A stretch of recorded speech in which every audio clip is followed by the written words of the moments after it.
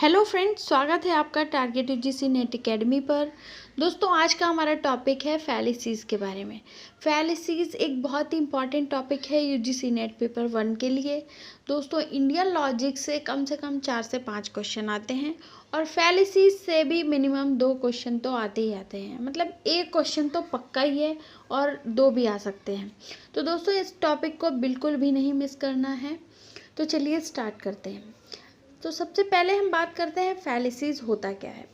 तो फैलिसीज़ को हम हिंदी में हेतुआभास भी कहते हैं। फैलिसीज़ होता है किसी आर्ग्यूमेंट के स्ट्रक्चर में गड़बड़ होना, उसके लॉजिक में गड़बड़ होना, उसको कहते हैं फैलिसी। अब आर्ग्यूमेंट कैसे बनता है? आर्ग्यूमेंट बनता है 2 चीज़ों से, प्रीमाइस और कंक्लूजन। तो प्रीमाइस 1 और प्रीमाइस 2 हमें 2 स्टेटमेंट दिए हैं और उसका हमें कंक्लूजन देना है। तो जब प्रीमाइस में गड़बड़ होगी, उसके स्ट्रक्चर में गड़बड़ होगी, तो कंक्लूजन में भी गड़बड़ होगी। तो ये जो है पूरा आर्ग्यूमेंट, उसके लॉजिक में गड़बड़ होना ही फैलिसी कहलाता है। अब सबसे पहले हम बात करते हैं कि फैलिसीज़ कितने टाइप की होती है। तो फैलिसीज़ 2 टाइप की होती है, फॉर्मल फैलिसी और इनफॉर्मल फैलिसी। तो सबसे पहले हम बात करते हैं फॉर्मल फैलिसी के बारे में। फॉर्मल फैलिसी वो होती है जिसके स्ट्रक्चर में गड़बड़ होती है, जो कि जिसका स्ट्रक्चर ही इनवैलिड होता है, तो उसको हम कहते हैं फॉर्मल फैलिसी, यानी कि उसकी फॉर्म में गड़बड़ होना। अब हम इसको एक एग्जांपल से समझते हैं। सबसे पहले हमने प्रीमाइस 1 है हमारा, all black bears are omnivorous. Premise 2 कहता है ऑल रैकून्स आर ओमनिवोरस। तो हमारा कंक्लूजन आया all raccoons are black bears. अब हम इसको समझते हैं। All black bears are omnivorous, इसका मतलब है कि जो सभी ब्लैक बियर हैं वो क्या है? ओमनिवोरस हैं, यानी कि वो मांसाहारी हैं, मतलब वो खाते हैं। और दूसरा हमारा प्रीमाइस है ऑल रैकून्स आर ओमनिवोरस, यानी कि रैकून्स भी ओमनिवोरस होते हैं। तो हमारा कंक्लूजन आया कि रैकून्स आर ब्लैक बियर्स। तो ये तो गलत है, क्योंकि रैकून्स जो हैं वो अलग होते हैं और ब्लैक बियर जो है वो अलग एनिमल है। तो रैकून्स ब्लैक बियर नहीं हो सकते ना। तो ये हमारा क्या है? हमारे स्ट्रक्चर में गड़बड़ है, तो इसलिए कंक्लूजन में भी गड़बड़ आ रही है। तो इसको हम कहते हैं फॉर्मल फैलिसी। अब दोस्तों, दूसरा है हमारा इनफॉर्मल फैलिसी। इनफॉर्मल फैलिसी में क्या होता है? उसके कंटेंट में गड़बड़ होना। कोई आर्ग्यूमेंट है, उसके कंटेंट में एरर होना, ठीक है। तो इसको हम कहेंगे इनफॉर्मल। अब हम इसको एक एग्जांपल से समझते हैं। प्रीमाइस 1 हमारा दिया है a feather is light. Premise 2 है what is light can not be dark. तो हमारा कंक्लूजन क्या आया? A feather can not be dark. अब प्रीमाइस 1 में फीदर इज लाइट, यानी कि लाइट का मतलब है हल्का। तो फीदर क्या होता है? पंख। एक पंख कैसा होता है? लाइट होता है, हल्का होता है। प्रीमाइस 2 में बोला गया है what is light can not be dark. यहाँ पे लाइट का मतलब है रोशनी से। तो रोशनी जहाँ पे है तो वहाँ पे अंधेरा नहीं हो सकता। लेकिन कंक्लूजन क्या आया कि a feather can not be dark. एक पंख जो है वो काला नहीं हो सकता, यानी डार्क नहीं हो सकता। तो हमारा कंक्लूजन क्या है? गलत है। यहाँ पे गड़बड़ कहाँ आ रही है? कंटेंट में, यानी कि लाइट और लाइट में गड़बड़ आ रही है। तो इसको हम बोलते हैं इनफॉर्मल फैलिसी। अब दोस्तों, हम बात करते हैं इनफॉर्मल फैलिसी के टाइप्स के बारे में, जहाँ से क्वेश्चन हर बार आते हैं। अब दोस्तों, हम बात करते हैं फैलिसी ऑफ डिवीज़न के बारे में। फैलिसी ऑफ डिवीज़न का मतलब है कि कोई भी चीज़ है वो एज ए होल अगर ट्रू है तो उसका अगर हम पार्ट्स में डिवाइड करेंगे तो भी वो ट्रू ही होगी। तो ये क्या है? Fallacy of division. इसको हम एग्जाम्पल से समझते हैं। Water is made of oxygen and hydrogen and water is liquid. Water जो है वो ऑक्सीजन और हाइड्रोजन से मिलके बना होता है और वाटर लिक्विड होता है, तो इसलिए हाइड्रोजन और ऑक्सीजन भी लिक्विड होंगे। तो ये फैलिसी है डिवीज़न की। मतलब अगर हम उसको अलग अलग करते हैं तो भी वो ट्रू ही होगा। तो ये चीज़ गलत है, यहाँ पे ये चीज़ फैलिसी में आती है। फैलिसी ऑफ डिवीज़न के बाद हम बात करते हैं fallacy of composition. Fallacy of division और कंपोजिशन एक दूसरे के अपोजिट हैं। उसमें हम एज ए डिवीज़न बात करते हैं और इसमें एज ए होल बात करते हैं। मतलब अगर कोई चीज़ अगर पार्ट्स में ट्रू है तो वो एज ए होल भी ट्रू ही होगी। उसमें हमने बात की थी कि जो चीज़ अगर होल ट्रू है तो पार्ट्स में अगर करेंगे तो भी ट्रू होगी, कंपोजिशन में उसका अपोजिट है। तो hydrogen is not wet, hydrogen wet नहीं होती है, मतलब वो तो गैस होती है। Oxygen is not wet, oxygen भी वेट नहीं होती, तो इसका मतलब पानी जो है वो भी वेट नहीं होगा। तो ये क्या है, फैलेसी ऑफ कंपोजिशन। इसमें हमने पहले अलग अलग बात की और उसके बाद एज ए होल हमने बात की।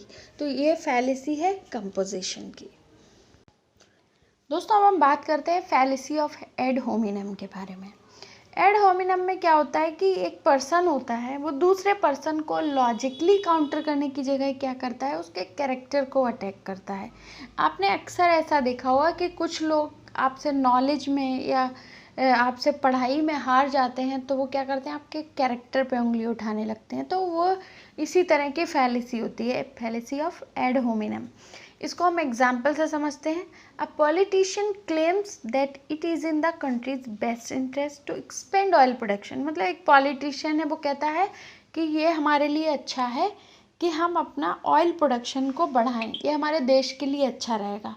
तो उसका जो अपोजिशन जो लीडर होता है तो वो क्या कहता है कि इसमें इसका फ़ायदा है इसलिए ये ऐसा बोल रहा है, मतलब इससे इसको फ़ायदा होगा इसलिए ये कह रहा है कि ऑयल प्रोडक्शन हमें बढ़ाना चाहिए। तो इसको हम कहते हैं फैलेसी ऑफ एड होमिनम। मतलब उसको लॉजिकली काउंटर करने की जगह उसके कैरेक्टर पे जाएगा। तो ये है एड होमिनम। दोस्तों अगली है हमारी फैलेसी ऑफ एड वैक्यूलम। इसमें क्या है, अपील टू फोर्स। मतलब अपनी बात मनवाने के लिए क्या करते हैं, फोर्स का इस्तेमाल करते हैं। समवन यूज़ फोर्स और थ्रेट ऑफ फोर्स, मतलब किसी को धमकाते हैं या अपना मतलब फोर्सफुली इमोशनली कैसे भी वो अपनी बात मनवाते हैं। इसको हम कहेंगे एड वैक्यूलम। मतलब इसमें लॉजिक नहीं होता है बट मतलब गड़बड़ होती है कि फोर्सफुली अपनी बात मनवा रहे भले ही वो बात सही नहीं है। इसको एग्जाम्पल से समझते हैं। Tooth fairies are real, tooth fairies real है, अगर आप मेरा विश्वास नहीं करोगे तो मैं आपको पंच करूँगा। इसका मतलब है कि वो उसको धमका के अपनी बात मनवा रहा है। तो इसको हम बोलेंगे फैलेसी ऑफ एड वैक्यूलम। ऐसा आपने अक्सर बच्चों को देखा होगा इस तरीके की बातें करते हुए, तो इसको एड वैक्यूलम बोला जाएगा। दोस्तों अगली फैलेसी है रेड हेरिंग। रेड हेरिंग में क्या होता है, आर्ग्यूमेंट, मतलब ऐसा आर्ग्यूमेंट जो कि आपको डिस्ट्रैक्ट करता है आपके रियल इशू से। जो रियल इशू है उस पर बात ना करके कुछ और ही बात करना, उसको कहेंगे रेड हेरिंग। फॉर एग्जाम्पल, एक बच्चा है वो अपने पेरेंट्स के साथ मार्केट गया और वो बोलता है कि मम्मा मुझे वो टॉय चाहिए। तो उसके पेरेंट्स क्या बोलते हैं कि बच्चों जल्दी घर चलो, मैंने आपके लिए कुछ अच्छा बनाया है। तो मतलब उसका ध्यान वहाँ से भटका रहे हैं, उसका जो अटेंशन है वो डाइवर्ट कर रहे हैं। तो इसको बोलेंगे फैलेसी ऑफ रेड हेरिंग। अगली हमारी फैलेसी ऑफ एड इग्नोरेंटियम। एड इग्नोरेंटियम में क्या होता है कि अगर आपके पास कोई एविडेंस नहीं है किसी बात को प्रूव करने का तो इसका मतलब है कि वो बात सही है। अगर आपके पास एविडेंस नहीं है तो बात सही है, मतलब वो एक कोई आर्ग्यूमेंट है और उसका कंक्लूज़न मस्ट बी ट्रू, मतलब वो ट्रू ही होगा क्योंकि उसके अगेंस्ट में आपके पास कोई एविडेंस नहीं है। इसको हम एग्जाम्पल से समझते हैं।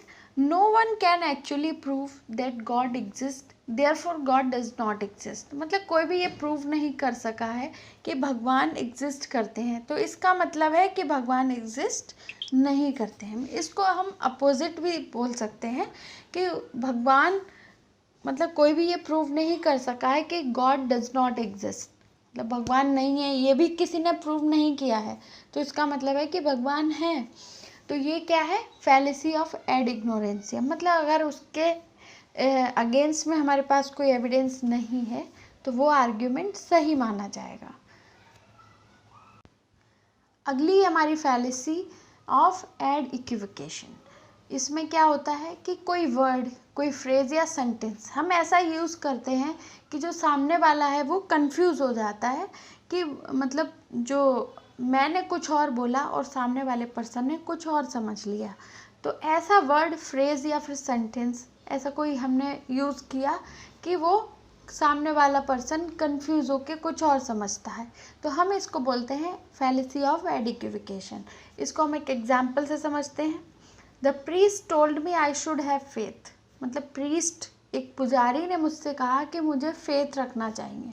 फेथ रखना चाहिए, उसका कहने का मतलब था कि भगवान में फेथ रखना चाहिए, क्योंकि पुजारी है तो वो भगवान की बात करेगा। बट जो पर्सन था उसने क्या समझा, I have faith that my son will do well in school this year. उसने कहा मुझे ये विश्वास है कि मेरा जो सन है वो इस साल अच्छा करेगा स्कूल में। तो इसका मतलब है therefore the priest should be happy with me. तो इसका मतलब है कि प्रीस्ट जो है उसे मुझसे खुश होना चाहिए।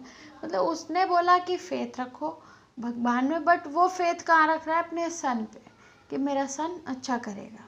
तो प्रीस्ट को खुश होना चाहिए मुझसे। तो ये है हमारी फैलेसी ऑफ एड इक्विवोकेशन। दोस्तों अगली फैलेसी है फैलेसी ऑफ एड पॉपुलम। इसमें क्या है कि वो प्रीपोजिशंस हम उसको एक्सेप्ट कर लेते हैं क्योंकि सभी उस पर एग्री हैं, इसलिए हम चीज़ों को एक्सेप्ट कर रहे हैं। तो मतलब जो सब कर रहे हैं तो तुम्हें भी करना चाहिए, इसका मतलब ये है। For example everyone drives over the speed limit, मतलब हर कोई जो है वो स्पीड लिमिट से ओवर ही चलाता है। मतलब 100 है अगर स्पीड लिमिट, तो जो व्यक्ति हैं वो क्या करते हैं, 100 से ऊपर गाड़ी चला रहे हैं। तो इसका मतलब है कि ये so it should not be against the law, मतलब ये लॉ के अगेंस्ट नहीं है। इसका मतलब ये तो नहीं है अगर हर कोई 100 के ऊपर चला रहा है तो वो लॉ के अगेंस्ट ही नहीं, क्योंकि सब चला रहे हैं। तो इसको हम बोलेंगे फैलेसी ऑफ एड पॉपुलम। मतलब कोई चीज़ पॉपुलर है, हर कोई उस पर एग्री है, तो वो चीज़ सही है। ये आएगी फैलेसी ऑफ एड पॉपुलम में। तो दोस्तों इस पार्ट में बस इतनी ही फैलेसीज़ के बारे में बात करूँगी, क्योंकि बहुत ज़्यादा अगर मैं सारी ही इसमें कवर कर लूँगी तो वीडियो बहुत लंबा हो जाएगा। तो इसके लिए मैं जो भी बाकी जो बची हुई जितनी भी फैलेसीज़ हैं उसके लिए मैं पार्ट 2 लेके आऊँगी। तो get in touch with me. If you have any questions और suggestions please comment in comment box. Thank you so much guys.